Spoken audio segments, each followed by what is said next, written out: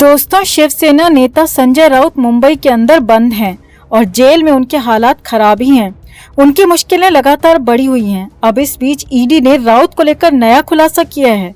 नया क्या, राउत के मामले में ये अब तक का सबसे बड़ा महाभयानक खुलासा माना जा रहा है, क्योंकि राउत के परिवार पर आरोप लगा था कि वो पात्रा चावल घोटाले से जुड़े लोगों से फायदे ले रहे थे और यहाँ पर अब पहली बार उन फायदों की लिस्ट सामने आ गई है। उन फायदों की पूरी डिटेल सामने आ गई, जिसमें रेंज रोवर, BMW जैसी लग्जरी गाड़ियों से डील की बात कही जा रही है, तो वहीं मालदीव में हॉलिडे कैश तक लेने की बात आ रही है और यहाँ तक कि अय्याशियों की हद हो रही थी। और ऐसा ही एक खुलासा ईडी ने किया है। तो क्या है ये नया और बड़ा खुलासा? क्या है पूरा अपडेट संजय राउत को लेकर? आपको सब कुछ बताते हैं। आप भी वीडियो को लाइक और शेयर कर अपना प्यार और सपोर्ट दिखाएं और कमेंट करके अपनी राय जरूर दें कि क्या अब भी संजय राउत के बचने की कोई गुंजाइश है। संजय राउत को क्या अब भी उम्मीद होगी कि गरीबों के खून पसीने की कमाई से खुद अय्याशी करने वाले राउत अब भी बच जाएंगे? कमेंट जरूर करें। चैनल के साथ जुड़कर चैनल को सब्सक्राइब कर हमारी आवाज बने। तो संजय राउत के हालात हर दिन नहीं बल्कि हर घंटे के हिसाब से खराब हो रहे हैं। राउत मुंबई के आर्थर रोड जेल के अंदर बंद हैं। जेल के अंदर उनके हालात कैसे हैं, कितने मुश्किल है, वो हम लगातार आपको अपडेट्स दे रहे हैं। कभी बैक पेन तो कभी BP लो होने जैसी उनकी दिक्कतें लगी हुई हैं और जेल के अंदर घर का खाना तक उन्हें रास नहीं आ रहा। यानी कि जेल की जिंदगी से सिर्फ 2 हफ्तों में ही संजय राउत के हालात खराब हो गए हैं। हालांकि उन्हें अभी लंबे वक्त तक अंदर ही रहना है, क्योंकि ईडी के इस मामले में हाल फिलहाल उन्हें कहीं से कोई राहत मिलने वाली नहीं है। हो सकता है सालों साल भी उन्हें जेल में रहना पड़े। अब इस केस में ही आफत बढ़ गई थी कि दूसरे मानहानि के केस में भी सुनवाई हो गई और जेल से ही राउत को वीडियो कॉन्फ्रेंसिंग के जरिए पेश किया गया, जिस पर आगे एक्शन होना भी तय माना जा रहा है। अब इतना सब कुछ संजय राउत के साथ हो रहा है तो आफत कई गुना बढ़ती हुई दिख रही है। अब इसी बीच ईडी ने पात्रा चावल घोटाले में नया और बड़ा खुलासा किया है। ईडी ने अपनी जांच में नई खोज निकाली है और ईडी का ये खुलासा इस केस में अब तक का सबसे बड़ा खुलासा कहा जा रहा है।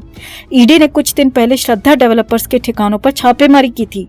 मुंबई के आसपास श्रद्धा डेवलपर्स के कई सारे प्रोजेक्ट्स चल रहे हैं और पात्रा चावल घोटाले में ये छापेमारी हुई थी। अब ईडी ने पहले भी बताया था कि संजय राउत और उनका परिवार डेवलपर्स के जरिए दी गई कारों का, सुविधाओं का इस्तेमाल करता था, तो अब उस पर मोहर लगाते हुए पूरी डिटेल सामने रख दी है, खोल दी है और पूरे मामले को पूरी तरह से खोलकर रख दिया है। केस के चिथड़े उड़ा दिए हैं। जी हाँ, ईडी सूत्रों के मुताबिक संजय राउत एक नहीं बल्कि 2 लग्जरी गाड़ियों का इस्तेमाल कर रहे थे और उन गाड़ियों की डिटेल भी सामने आ गई है। ईडी सूत्रों के मुताबिक पहली गाड़ी रेंज रोवर थी, जो कि राउत के परिवार को या कहें कि राउत को दी गई थी और इसका इस्तेमाल खास तौर पर खुद संजय राउत ही किया करते थे। जी हाँ, ईडी सूत्रों का कहना है कि संजय राउत का कहीं भी जाना आना रूटीन काम इसी रेंज रोवर गाड़ी से होता था और ये ईडी सूत्रों का कहना है। साथ ही साथ इसी रेंज रोवर गाड़ी से राउत अपने दफ्तर भी जाते थे। अब सभी जानते हैं कि रेंज रोवर कितनी महंगी गाड़ी है। 80 लाख के आसपास रेंज रोवर की सबसे सस्ते मॉडल की शुरुआत होती है और ये प्राइस फिर करोड़ों में आगे जाती है। तो अंदाजा लगाया जा सकता है कि कितनी महंगी गाड़ी संजय राउत को दी गई थी और संजय राउत मुफ्त में मिली सवारी का भरपूर इस्तेमाल कर रहे थे। आगे देखिए, संजय राउत को और उनके परिवार को एक और लग्जरी गाड़ी दी गई थी और ईडी सूत्रों के मुताबिक वो गाड़ी BMW की X सीरीज कार है। जी हाँ, BMW खासी लग्जरी कार मानी जाती है और ये X1 से शुरू होती है और X7 तक जाती है और उससे भी आगे कई सारी गाड़ियां यहाँ मौजूद हैं। और यहाँ पर ईडी सूत्रों के मुताबिक उसी X सीरीज की एक कार थी और उनके परिवार के द्वारा इस्तेमाल की जाती थी, यानी कि घर के बाकी लोग इस दूसरी लग्जरी कार का इस्तेमाल करते थे और इस कार की कीमत भी करोड़ों में बताई जा रही है।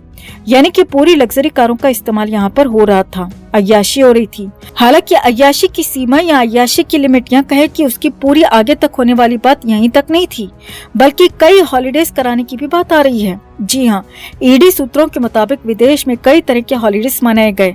जी हाँ, ये भी बड़ा खुलासा ईडी की तरफ से किया गया है। संजय राउत और उनके परिवार ने विदेश में छुट्टियां मनाई और मालदीव जैसी महंगी जगह ये छुट्टियां मनाई गईं। बाकी जगहों पर भी मनाई गईं, हॉलिडेज मनाए गए, लेकिन मालदीव जैसे पूरे महंगे और लग्जरी ट्रिप का खर्चा उसी डेवलपर्स ने उठाया। अब मालदीव में हॉलिडेज का मतलब क्या है, वहाँ कितना खर्चा आया होगा, कितने दिन तक ऐसे ही अय्याशी हुई होगी, इसका अंदाजा लगाया जा सकता है। और ये सब कुछ ईडी ने इस मामले में बड़ा खुलासा किया है। ईडी सूत्रों ने ये पूरी बातें बताई हैं। यही नहीं, राउत और उनके परिवार को खूब सारे महंगे और लग्जरी गिफ्ट्स भी दिए गए और ये भी ईडी का कहना है। अब हालात ये हैं कि राउत के लिए आगे कुआं और पीछे खाई वाली कंडीशन बन गई है, क्योंकि ईडी ने धीरे धीरे कच्चा चिट्ठा सारा का सारा खोलकर निकाल दिया है। और अब की बात तो इस केस में चिथड़े उड़ा दिए, क्योंकि संजय राउत जिस तरह से दिखाते थे वैसा बिल्कुल भी नहीं है। विदेशों में जाकर मौज करना, अय्याशी करना, लग्जरी गाड़ियों में घूमना, और वो भी किसी और के जरिए, यही शौक बन चुका था। और यही शौक और अय्याशी अब उन पर भारी पड़ रही है, क्योंकि ईडी लगातार तफ्तीश कर रही है। अब भी इस मामले की जांच जारी है, आगे भी कार्रवाई हो रही है और जल्द से जल्द और भी नए और बड़े खुलासे यहाँ पर ईडी की तरफ से हो सकते हैं। ईडी कई नई बातें निकालकर सामने ला सकती है जो कि संजय राउत के सीक्रेट्स को अब तक कोई भी नहीं जानता हो, लेकिन ईडी उन बातों को निकालने को लेकर पूरी तरह से तत्पर है। लेकिन फिलहाल तो लग्जरी गाड़ियां और विदेश में हॉलीडेज वाला मामला ही सबसे बड़ा खुलासा बताया जा रहा है। तो आपका इस पूरे मामले पर क्या कहना है दोस्तों? कमेंट में आप भी अपनी बात, अपनी राय जरूर रखें और वीडियो को लाइक और शेयर कर अपना प्यार और सपोर्ट भी जरूर दिखाएं। तो संजय राउत कहते थे मैं झुकेगा नहीं, मैं टूटेगा नहीं, तो वही संजय राउत झुक भी गए हैं, टूट भी गए हैं और टूटकर बुरी तरह से बिखरने भी लगे हैं, क्योंकि जेल के अंदर हालात ही उनके ऐसे हो गए हैं। और 16 अगस्त की रात को जो हुआ वो कल्पना से भी परे था, सोच से भी परे था। संजय राउत की कंडीशन अचानक ऐसी खराब हुई कि इमरजेंसी आ गई, एम्बुलेंस बुलानी पड़ी, और ये किसी को अंदाजा तक नहीं था कि राउत के साथ ऐसा भी हो सकता है। असल में वैसे ही संजय राउत की हालत खराब है, वो दवाइयों पर चल रहे हैं, दवाइयों पर जी रहे हैं, और कई बार जेल के अंदर अलग अलग वजहों से संजय राउत दवा नहीं ले पाए हैं, तो उससे उनकी हालत और ज्यादा बिगड़ जाती है। हार्ट पेशेंट होने के चलते उनकी समस्या पहले से ही बढ़ी हुई है। अब जेल सूत्रों के हवाले से खबर है कि 16 अगस्त की शाम को सब कुछ ठीक था। वैसे भी जेल सूत्रों का कहना है कि अक्सर दिन में संजय राउत ठीक रहते हैं, लेकिन रात में वो बेचैन हो जाते हैं, क्योंकि दिन में तो उजाले में कुछ न कुछ करने के लिए रहता है, लेकिन रात उनको रास नहीं आती और उनकी बेचैनी बढ़ जाती है। और इसी वजह से वो रात भर अक्सर परेशान रहते हैं, क्योंकि ये एक दिन का नहीं बल्कि लगातार या कहें कि करीब करीब हर रोज का ही मामला है कि संजय राउत रात में बेचैन रहते हैं।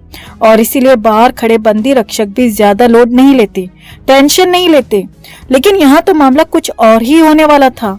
अब जेल के सूत्रों के मुताबिक 16 अगस्त की रात को संजय राउत ने घर से आया खाना भी खाया। हालांकि खाना थोड़ा सा ही खाया, जबकि उनके घर से कई तरह का खाना आता है, लेकिन वो इससे ज्यादा खाते नहीं है, क्योंकि खाना भले ही घर का हो, लेकिन आसपास तो माहौल जेल का है, हालात जेल के ही हैं। अब राउत ने खाना खाने के बाद दवा भी ली और करीब 10 बजे जेल की सेल में लाइट्स ऑफ हो गईं। हालांकि बाहर की लाइट्स चलती रहती हैं, ऑन रहती हैं, जिससे कि अंदर कुछ न कुछ उजाला रहता है, लेकिन सेल में लाइट्स ऑफ हो जाती हैं ताकि कैदी सो सकें और सुबह जल्दी उठ सकें।